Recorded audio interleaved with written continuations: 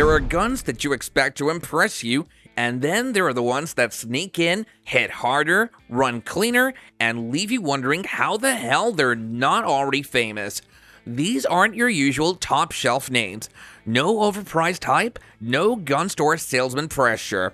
These are the 9mm pistols that actually earned respect on the range, in the hands of real shooters, and in the middle of some serious dirt.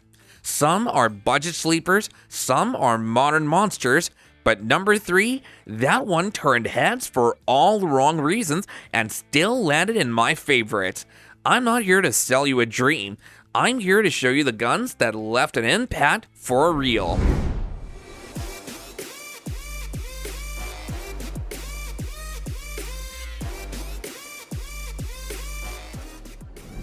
For years, HK fans begged for a micro-compact double stack, and for years, HK basically told everyone to pound sand.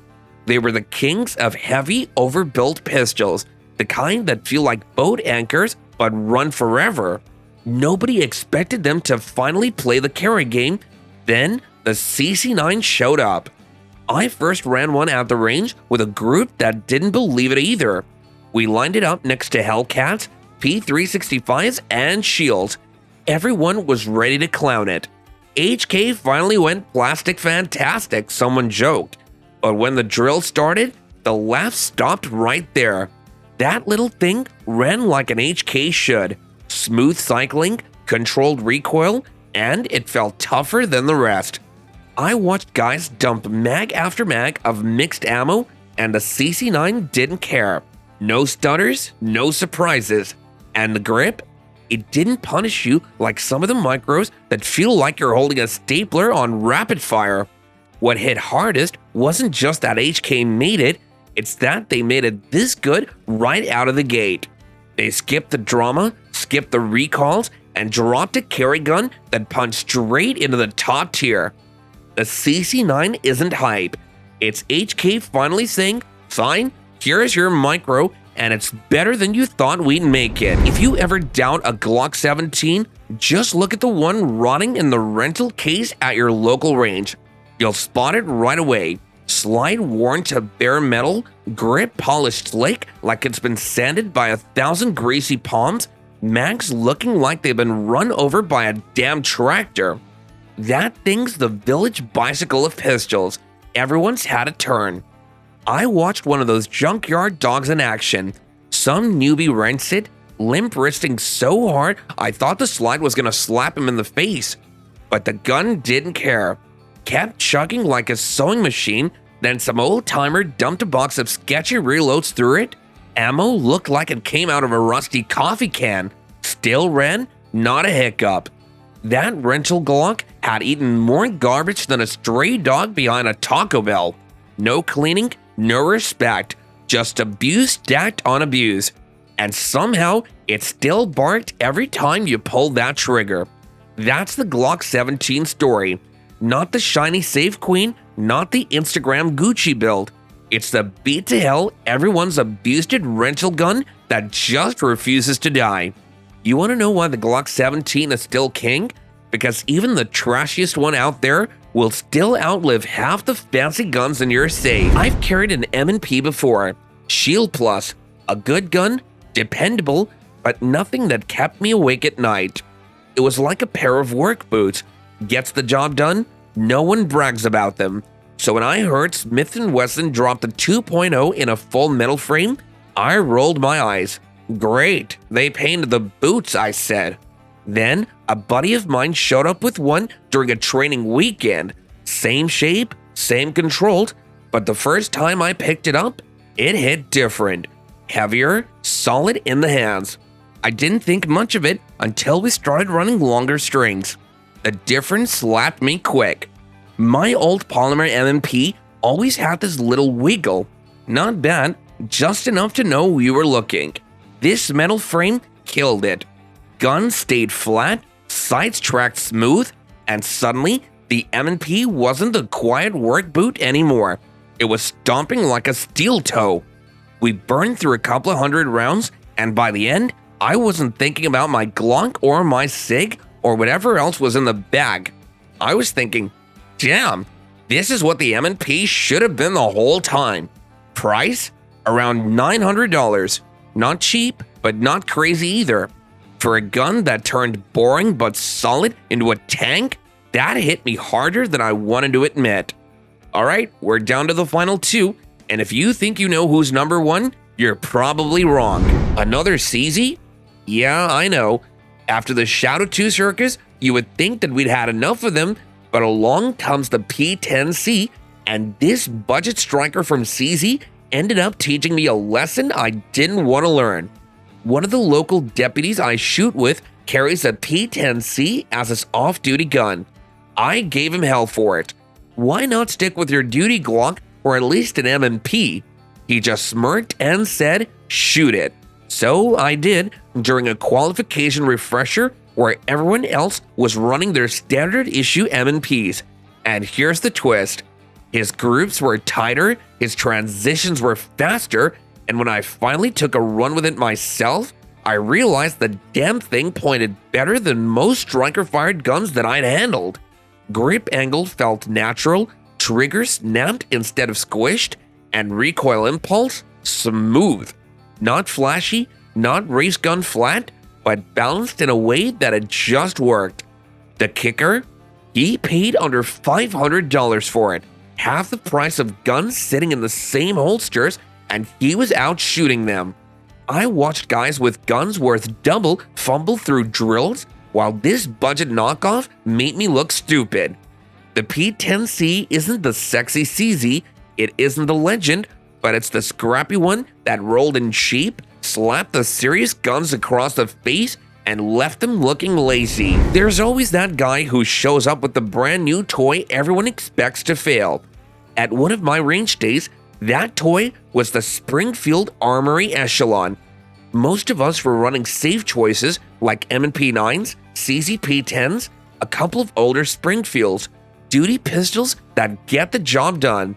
Then this dude lays an Echelon on the bench and you could already hear the chuckles. Springfield's just chasing the new trend, somebody muttered. Then the timer started.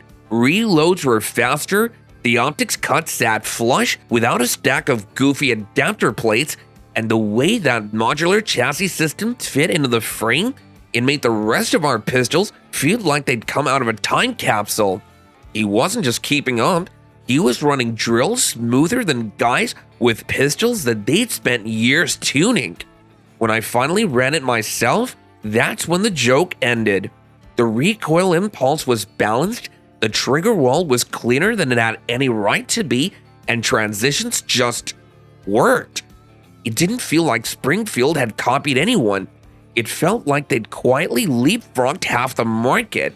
And here's the kicker, under $1,000. A sub $1,000 pistol doing things that guys are paying double for. The Echelon didn't just show up, it walked in, slapped the safe bets in the mouth, and made us all look outdated. And just when I thought the list couldn't get weirder, along comes another CZ, and yep, it pissed me off in a way I didn't see coming. There's nothing worse than a gun that makes you cheat on your carry lineup. You think you're loyal, you think you've got your setup locked in, and then one sneaks in and wrecks the whole thing. That's exactly what happened here. I'd been running a Glock 43X and a Hellcat Pro in rotation for a while. Solid, reliable, predictable. Then I picked up the so-called micro pistol just to see what all the hype was about. Everyone was screaming it was the future of concealed carry, and I wanted to prove them wrong. But the first time I took it through a low-light drill with a buddy, I realized I was in trouble. He's over there fumbling reloads, and I'm still running mags with 16 rounds stuffed in the slim frame. Recoil felt like a bigger gun, dot just sat there, and my grip stacked tighter than they had any right to be. He stopped mid-drill and said, "That thing's cheating." That thing was the SIG P365X macro, and from that day onwards, it never left my belt. I didn't plan to trust it, I didn't even want to like it, but it stabbed my carry lineup in the back and stole the top spot anyway, and I still hate the damn thing for it. The last time I trusted a Taurus, it was the G3C, and it nearly gave me depression. Constant jams, mystery failures. It felt like I was dragging a sick dog to the vet every time I took it out. I swore off Taurus after that. Told myself, never again. Anytime someone mentioned them, I'd laugh and say, if you want to hate life, get a G3C. So when my Uncle Naughty slid a Taurus G3 XL across a bench and said, try this one, my boy Steve. Try this one, my boy Steve. I thought he was messing with me, not because he's naughty, but because he's the hardcore Taurus fan I'm not. No thanks, I already did my time with Taurus, but he wouldn't stop grinning until I loaded it up. One mag, then another, then another. And here's where it got weird. It just worked. No jams, no hiccups, nothing. Steel case, hollow points, reloads. It ran everything like it was born for revenge. Meanwhile, Uncle Naughty's buddy with a Glock 43X had to stop and clear malfunctions on the same ammo. What stunned me wasn't just the reliability, it was how easy it shot. The longer slide gave me sight radius I actually trusted, recoil settled quick, and I realized this was the gun the G3C was supposed to be.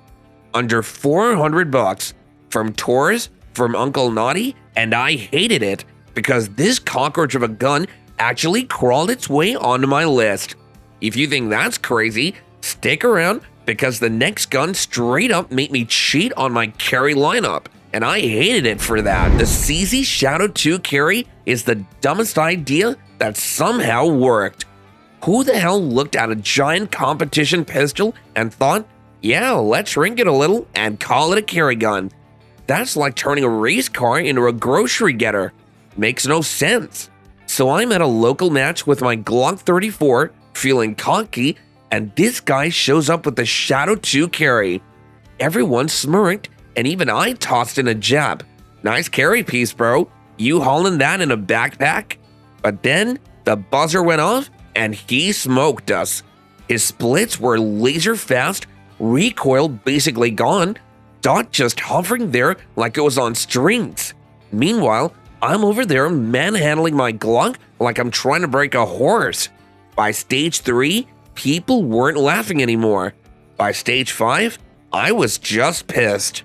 I finally asked to run it, and here's the part that burned.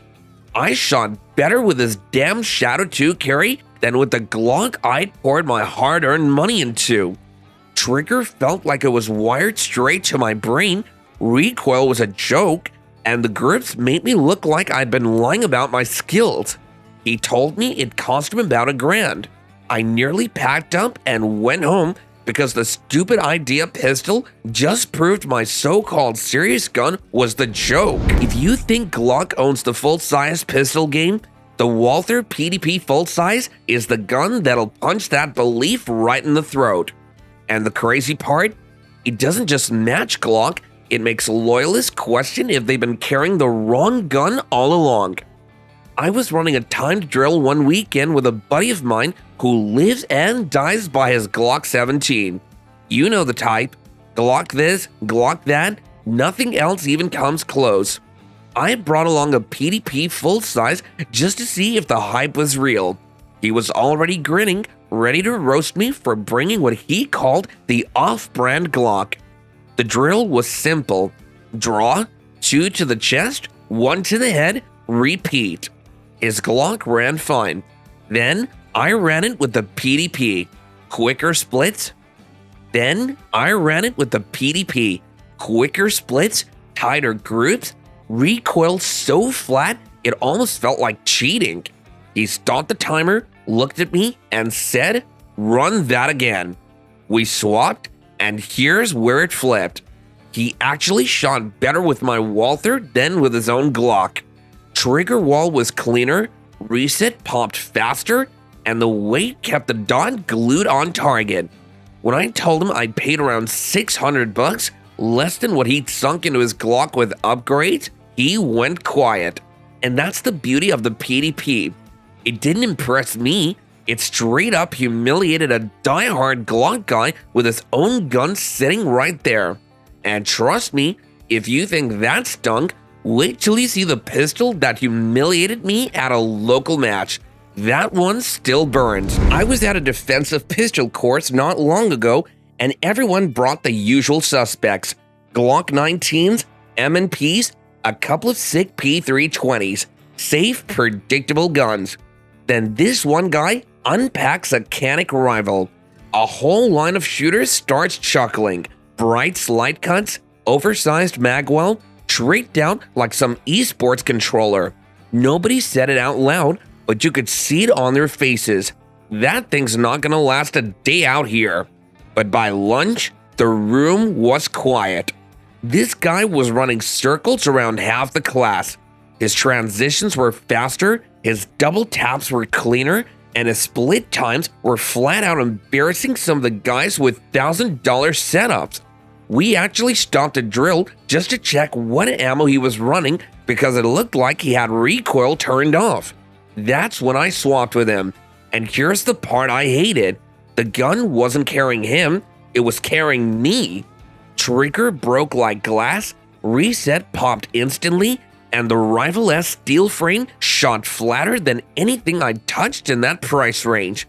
So yep, the Rival didn't just keep up, it straight up embarrassed the big dogs, and I walked away pissed because the gamer toy everyone laughed at ended up running the whole damn show. And that's just the opener. The next one, it didn't just surprise me, it straight up humiliated a diehard Glock guy right in front of me. You'll want to see that. Yeah, I know. The Glock 42 isn't even a 9mm. It's a 380, and I can already hear the keyboard warriors smashing their keys. But listen up, this little thing earned a seat at the table. I borrowed one from a buddy at the range just to laugh at it. Tiny frame, looks like a toy Glock you'd win out of a draw machine. I figured it'd jam halfway through the first mag and prove my point. Instead, it ran, and it didn't just run, it was stupid easy to shoot. Recoil barely existed, follow-up snapped fast, and it punched tighter groups than some serious Micro 9s on the line that day. Watching my buddy's Hellcat Pro choke on reloads while this little pop gun kept humming made me hate how much fun I was having. Is it the king of carry guns? Hell no. But as a backup piece, glove box gun, or just a pistol that refuses to quit looking like a toy, the Glock 43 sneaks onto this list whether you like it or not. Now let's go. You can spend years chasing the perfect 9mm, but sometimes it's the one you overlooked that changes everything. I've shot dozens, I've sent thousands of rounds down range, but these pistols stuck with me, not because they were flawless, but because they refused to be ignored. You don't forget the first time a gun outperforms its price, or the one that just won't quit, or the one that feels like it was built for your hand. Regret has a sound, but so does respect. This is your boy Steve, and I'll see you in the next one.